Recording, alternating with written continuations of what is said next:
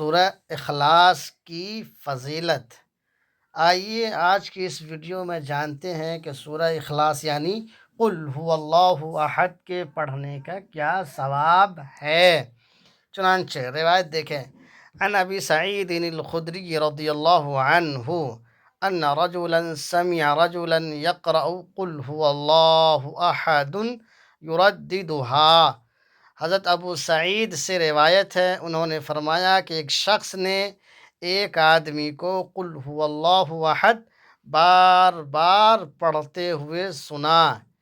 ایک شخص نے ایک آدمی کو قل هو اللہ احد بار بار پڑھتے ہوئے سنا۔ فلما اصبح، جب صبح ہوئی، جاء الى رسول اللہ صلی اللہ علیہ وسلم، تو وہ شخص نبی کریم صلی اللہ علیہ وسلم کی خدمت میں حاضر ہوا۔ فلما اصبح، جب صبح ہوئی، جاء الى رسول اللہ صلی اللہ علیہ وسلم، تو رسول اللہ صلی اللہ علیہ وسلم کی خدمت میں حاضر ہوا۔ فذکر ذلک لہ، اس نے اس واقعے کا ذکر رسول اللہ صلی اللہ علیہ وسلم سے کیا۔ اس نے اس واقعے کا ذکر رسول اللہ صلی اللہ علیہ وسلم سے کیا۔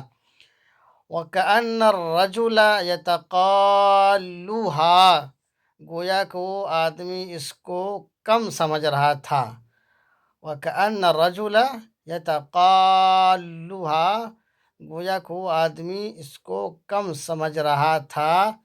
فقال رسول اللہ صلی اللہ علیہ وسلم والذی نفسی بیدہ، نبی کریم صلی اللہ علیہ وسلم نے ارشاد فرمایا، قسم ہے اس ذات کی جس کے قبضے میں محمد صلی اللہ علیہ وسلم کی جان ہے۔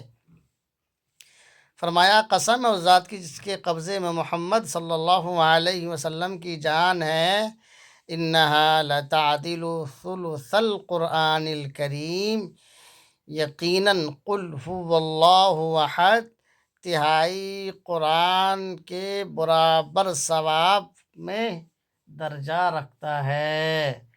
انہا لتعدل ثلث القرآن، یقیناً قل هو اللہ احد ثلث قرآن کے برابر ہے، قرآن کے تہائی حصے کے برابر ہے۔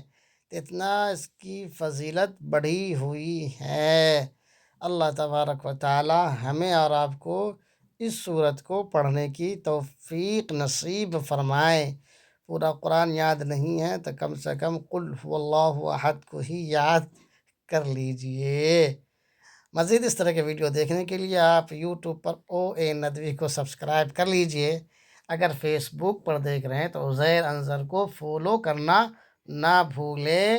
لائک کر دیجئے، شیئر کر دیجئے۔ اللہ حافظ، فی امان اللہ۔